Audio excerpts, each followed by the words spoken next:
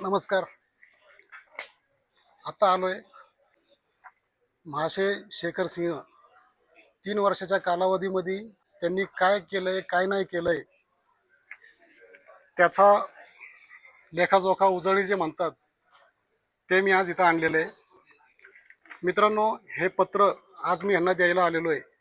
हे फेसबुकवर मी स्कॅन करून टाकणार आहे, सोशल मीडियाकडे सगळीकडे व्हायरल करणार आहे. तुम्ही निश्चिंत शांतपणे बसून आवाज हे नीट ऐकून घ्या किंवा वाचून घ्या नीट. खरी परिस्थिती काय आहे. महाशय शेखर सिंग IAS आहेत, IAS. तर हे माझ्या पत्राची सुरुवात अशी आहे की पिंपरी चिंचवड महानगरपालिका आयुक्त पदभार स्वीकारल्यापासून आपल्या कामाची नाराजगी हा माझा विषय आहे. त्यानंतर माननीय आयुक्त तुकाराम मुंडे साहेब, प्रवीण सिंह परदेशी साहेब, श्रीकर परदेशी साहेब यांच्यासारखे धडाकेबाज आयुक्त जे लोकोपयोगी काम करत होते त्यांचा आम्हाला सार्थ अभिमान आहे. तर आता यांच्यावर येतोय. आता माननीय शेखर सिंग आयुक्त पिंपरी चिंचवड मनपा, एवढ्या गर्भजडीत श्रीमंत महानगरपालिकेत जेव्हा तुम्ही पदभार स्वीकारलाय, कधी असं जाणून नाही आलं की आम्हाला तुम्ही गल्लीबोळात आले, झोपडपट्टीत आले किंवा वाड्या वस्त्यामध्ये फिरायला आले. कधीच दिसलेलं नाहीये. 3 वर्ष आयुक्त फक्त एसीच्या केबिन मध्ये बसून होते. एकदाही कधी त्यांनी येऊन पाहिली नाही की बाबा तुमच्या काय समस्या आहेत काय नाही. लोकांना वाटत होतं की शेखर सिंग जेव्हा तुम्ही पदभार घेतलाय त्या पदभार घेतल्यापासून वाटत होतं की नवीन आयुक्त काहीतरी करतील. बरेच सामाजिक संस्था होते, बरेच आमच्यासारखे सामाजिक कार्यकर्ते होते, संघटना होत्या, अनेक समस्या मांडल्या, अनेक त्यांना निवेदनं दिली. कधीही त्यांनी याच्यावर दखल घेतलेली नाहीये. सर्वात महत्वाचे, ज्या वेळेस तुमचे अधिकारी तुमचंच ऐकत नाहीये, शेखर सिंग साहेब, तुमचे अधिकारी, तुमचे अभियंता, तुमचे अतिरिक्त आयुक्त तुमचंच ऐकत नाही तर आमचं कधी ऐकतील हे मी त्यांना सांगतो स्पष्टपणे. म्हणून लोकांना वाटतंय की आपल्या शहरात पिंपरी चिंचवड साठी आयुक्त म्हणून तुम्ही काम करू शकत नाही. त्यानंतरचं असं आहे, जर तुमचे अधिकारी तुमच्या विभागाचं तुमचं ऐकत नसते तर आमचं तर ऐकतच नाहीये. ही तक्रार सुद्धा तुम्हाला मी मेलवर केलेली आहे. तर मेलवर करत असताना पिंपरी चिंचवडमध्ये मी एकटाच नाहीये, असे बरेच जण आहे की त्यांनी लेखित निवेदन दिले, तोंडी सांगितलेले आहेत, तरी बाबाजींना काही फरक पडलेला नाहीये. त्यानंतर शेखर सिंग साहेब, तुम्हाला मी अनेक वेळा मेल केलेले आहेत. त्या मेलमध्ये तुम्ही काय केलं, फक्त एक टपाल पोस्ट सारखं काम केलं की आलेला मेल तिकडे फॉरवर्ड करायचा. ठीक आहे, केलं ते पण.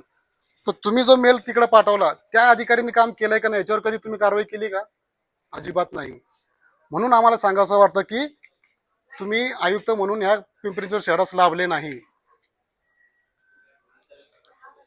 शहरातील अनेकांना लोकांना वाटत होतं की आपण शहरात विकास करावा, बदल व्हावा, विविध योजना आणाव्यात.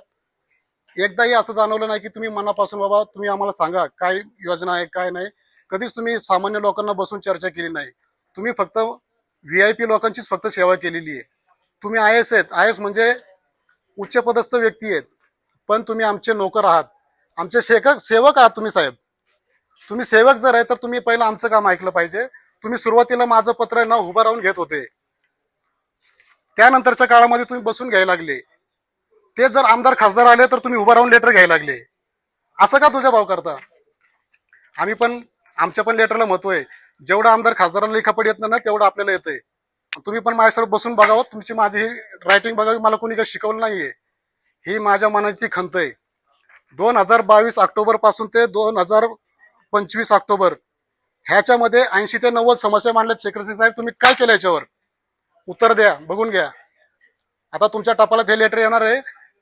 तर 3 वर्षामध्ये जर 90 समस्या मांडल्या, तुम्ही एकाही समस्येचं मला लेखी उत्तर दिलंय का? तेही काम झाले ना. तुमच्या अधिकारी कर्मचारी कुठल्या विभागाने पण आमचं काम केलेलं नाहीये. नमस्कार आयुक्त साहेब, राज्यघटना कलम 24, प्रत्येक शासकीय अधिकारी कर्मचारी हा देशातील प्रत्येक नागरिकांचा नोकर आहे म्हणून काम करतोय.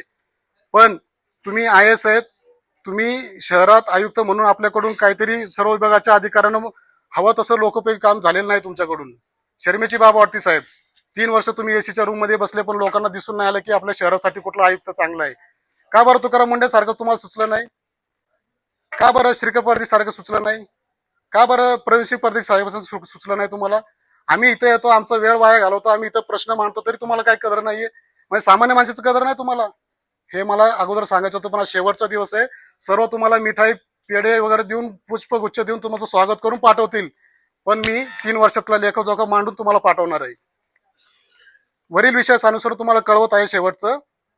याबाबत पुढच्या ज्या समस्या आहे माझ्या, ना सारथी, ना ईमेल, ना ट्विटर, ना आपणास भेटून करणार. मी ज्या माझ्या लाईव्ह सोशल मीडियाद्वारे फेसबुक, इंस्टा, व्हॉट्सअप सगळीकडे सांगणार, शेखर सिंग साहेब हे जे काम आहे तुमचं चुकीचं आहे. तुमचा फोटो लावणार, तुमचा बॅनर लावणार, तुमच्याशी चर्चा करणार मी की हे तुमच्या काळात झालेलं आहे, हे चुकीचं झालेलं आहे, तुम्ही काय केलं एवढं, हे सांगण्यासाठी मी आज आता इथं आलोय. मला माहिती आहे आता तुम्ही बिझी आहात मध्ये, पण आमच्या सारख्यांना वेळ कधी मिळणार नाहीये.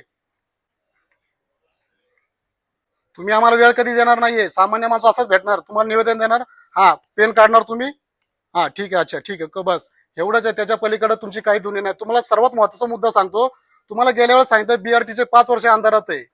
का बरं बीआरटीवर तुम्ही निर्णय घेऊ शकत नाही? का तुमचा बीआरटी विभाग निर्णय घेऊ शकत नाही? आमच्या कागदाला व्हॅल्यू नाही का मग? आणि तुम्ही म्हणता की काय समस्या आहे?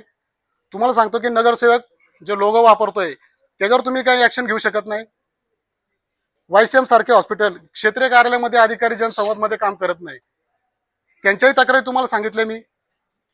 तुम्ही विचार काय करताय? तुम्हाला जर एवढ्या तक्रारी सांगून सुद्धा तुम्ही ऍक्शन घेत नाही तर कसे काय आहे? असं तुम्ही आहेस म्हणजे आमच्या नोकरासारखं तुम्ही काम केलं पाहिजे साहेब.